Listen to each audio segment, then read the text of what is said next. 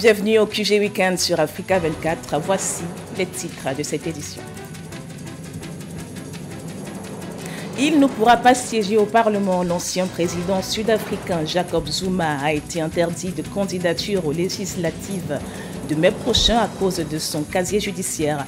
Son parti, le MK, promet de faire appel. Copie à revoir au Togo, le président Faure Gnassingbé demande à l'Assemblée nationale de procéder à une relecture de la loi constitutionnelle votée par le Parlement le 25 mars. Nous ferons le point dans cette édition. Alerte éducation en danger en République démocratique du Congo. 540 écoles ont dû fermer depuis le début de l'année dans la province du Nord Kivu à cause de la détérioration de la situation sécuritaire. Mais tout d'abord au Sénégal, le Conseil constitutionnel confirme la victoire sans appel de Bassirou Diomaye Faye à la présidentielle du 24 mars dernier. Les sages confirment les résultats provisoires annoncés mercredi par la Commission nationale de recensement des votes. 54,28% pour le président élu et 35,79% pour son principal rival, l'ancien Premier ministre Amadou Ba.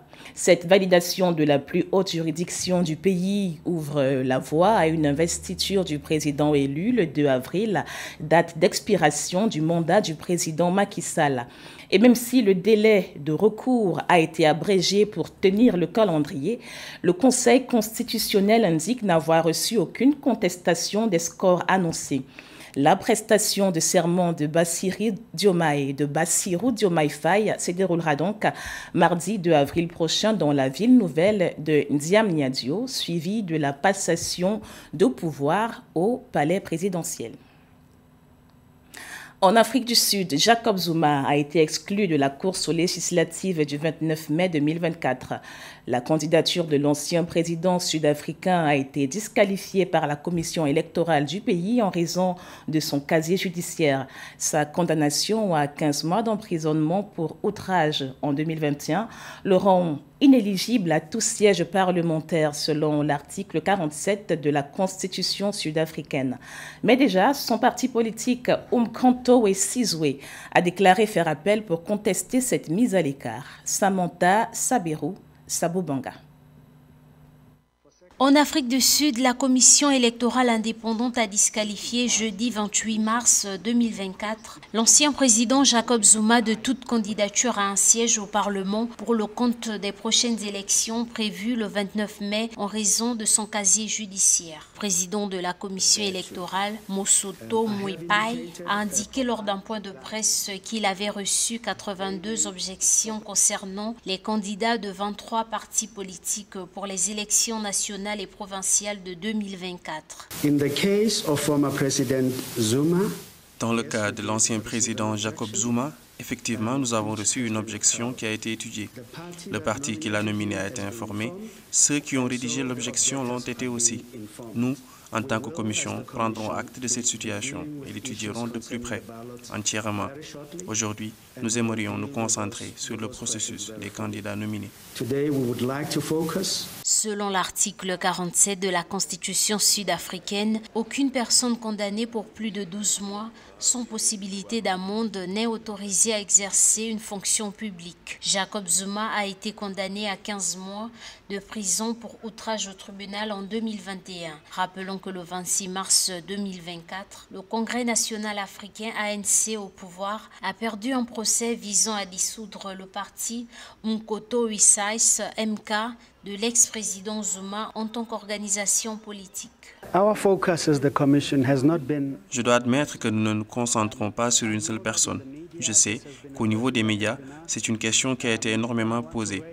Et je veux que les gens comprennent que nous sommes au-dessus de ça. J'aimerais encore éclaircir cela. Il est juste un parmi tant d'autres qui ont été invalidés. Après que l'organe de gestion des élections de l'Afrique du Sud ait fait cette annonce, le parti Umkhonto we Sizwe MK a déclaré qu'il contestait cette décision et ambitionne de faire appel. Le parti de l'ancien président Jacob Zuma a cependant annoncé qu'il est le candidat numéro 1 à l'Assemblée nationale malgré son casier judiciaire. Et c'est une copie à réviser au Togo. Le président Faure Gnassingbé a demandé une deuxième relecture de la nouvelle loi constitutionnelle après de vives contestations tous azimuts.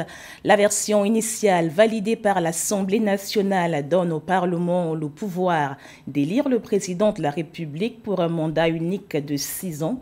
Une révision constitutionnelle très critiquée en raison de la prédominance du parti au pouvoir au Parlement, mais aussi du mandat actuel des députés expiré depuis décembre 2023, alors que près d'une centaine d'universitaires, artistes, personnalités politiques et acteurs de la société civile ont signé un appel citoyen pour dénoncer le texte de loi. La présidence de la République togolaise a demandé aux députés de revoir le texte dans un communiqué publié ce vendredi. Écoutons Yao Kwigan, la ministre de la Communication et des Médias, en direct de la télévision nationale togolaise. Conformément à la procédure législative, le gouvernement a reçu du bureau de l'Assemblée nationale, ce jeudi 28 mars 2024, la loi portant révision de la Constitution togolaise adoptée le lundi 25 mars 2024. Toutes choses étant perfectibles et au regard de l'intérêt suscité au sein de la population par le texte depuis son adoption, le président de la République a demandé ce jour à la présidente de l'Assemblée nationale de faire procéder à une deuxième lecture de la loi adoptée. Le Tchad est le plus grand pays d'accueil des réfugiés sur le continent. Le pays abrite plus d'1 million de personnes selon l'ONU. Et ces chiffres pourraient bien augmenter en 2024 avec la guerre au Soudan voisin, ce qui place le pays dans une situation d'urgence alimentaire et humanitaire. Pour l'aider à financer l'accueil des réfugiés, le programme Filets sociaux vient d'être lancé en vue de soulager le quotidien de 12 600 ménages. Reportage de notre correspondant Mahamat Ramadan, commenté par Edith Lamné. Au Tchad, l'afflux massif des réfugiés impacte la situation socio-économique des populations hautes déjà confrontées à l'urgence alimentaire. Pour atténuer la pression démographique des réfugiés sur les ressources locales, le gouvernement, à travers le projet d'appui aux réfugiés et aux communautés d'accueil, a lancé un programme de filets sociaux. Dans la province de Wafifira, par exemple, environ 12 600 ménages, dont 8 720 réfugiés et 8 820 membres de la communauté haute bénéficient chacun des transferts monétaires inconditionnels de 45 000 francs CFA par trimestre. L'argent que nous avons reçu, nous l'utiliserons en priorité pour la ration alimentaire de la famille et subvenir aux autres besoins. Nous traversons des moments difficiles en cette période de Ramadan, mais Dieu merci, le gouvernement a pensé à nous. Qu'Allah les bénisse et leur donne davantage de moyens pour nous aider. Le but de ce programme de protection sociale est de permettre aux réfugiés et aux communautés d'accueil de contribuer à l'économie locale à travers des petites activités génératrices de revenus. Pour les autorités, ces transferts monétaires favorisent la scolarisation des enfants et le bien-être familial des réfugiés et des communautés qui partagent avec eux les ressources locales. 97% de ces ménages, ce sont des femmes. Donc les femmes doivent recevoir ces moyens, ces transferts pour permettre d'aider leurs ménages, d'amener leurs enfants à l'école, de se vêtir avec, d'amener leurs enfants en cas de maladie. Et aussi, ce qui est plus important, aussi, de faire en sorte que cet argent soit utile pour le foyer. Pour rappel, le Tchad accueille plus d'1 million de réfugiés soudanais répartis dans des dizaines de camps installés dans les régions est du pays et l'afflux des nouveaux réfugiés continue suite aux affrontements interarmés qui se poursuivent au Soudan. Une situation qui provoque une crise humanitaire sans précédent au Tchad alors que le pays est déjà en urgence alimentaire. En économie, les perspectives sont optimistes Pour la zone CEMAC, la Banque des États de l'Afrique centrale projette une croissance à 3,6% à fin 2024. Ce sera le taux de croissance le plus élevé ces 10 dernières années, porté par la bonne performance des recettes non pétrolières. Les détails avec Mildred Yamo. Les perspectives économiques dans la communauté économique et monétaire de l'Afrique centrale CEMAC sont favorables pour l'année 2024. Les prévisions du comité de politique monétaire de la Banque des États de l'Afrique centrale BEAC révèlent une croissance à 3,6% dans l'espace communautaire à fin 2024, soit le taux de croissance économique le plus élevé en 10 ans. Cette croissance sera portée principalement par la bonne performance des activités non pétrolières, dont la croissance est attendue à 4,1% au cours de 2024, en hausse de 1% par rapport aux 3,1% en 2023, selon les projections de la BEAC. Les perspectives économiques dans la zone CEMAC sont assez bonnes. Elles peuvent être mitigées pour ce qui est de l'inflation, mais pourraient se ressaisir si l'économie de l'Afrique centrale connaît une certaine diversification. Il faut donc diversifier les exportations, surtout les exportations à l'intérieur de l'Afrique, ce qui permettrait non seulement de stabiliser les prix, de contenir l'inflation à un taux beaucoup moins que celui de 5,5%.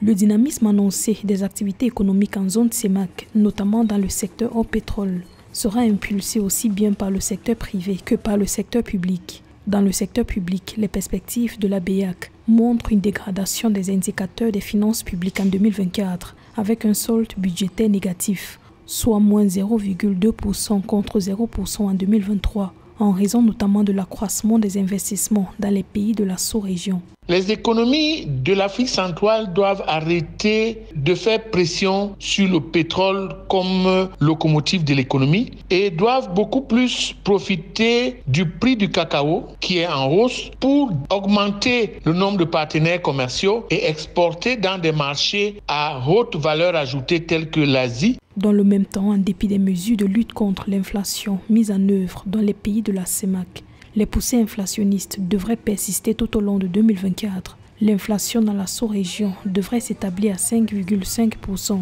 soit près du double du seuil de tolérance de 3% admis par les critères de surveillance multilatérale de la zone.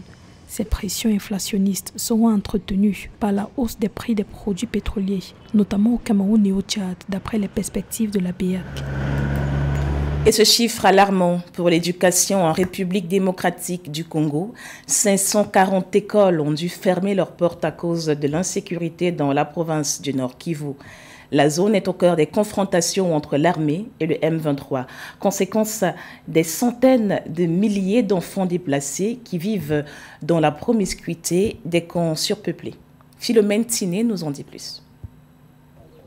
Depuis le début de l'année 2024, les violences en République démocratique du Congo, RDC, ont entraîné la fermeture de 540 écoles dans le Nord Kivu. Cette situation fait que la majorité des enfants vivant dans les camps de déplacés n'ont pas la possibilité d'aller à l'école. Selon les dernières données de l'UNICEF, c'est l'éducation de 750 000 enfants qui a été entravée dans les deux provinces les plus touchées par le conflit dans l'est de la RDC entre 2022 et début 2023.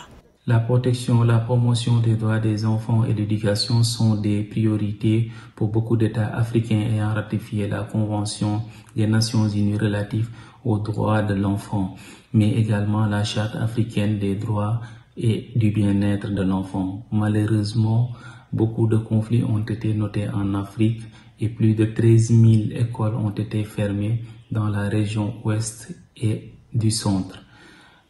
En République démocratique du Congo, plus de 500 écoles ont été fermées dans la région Nord Kivu depuis le début de l'année 2024.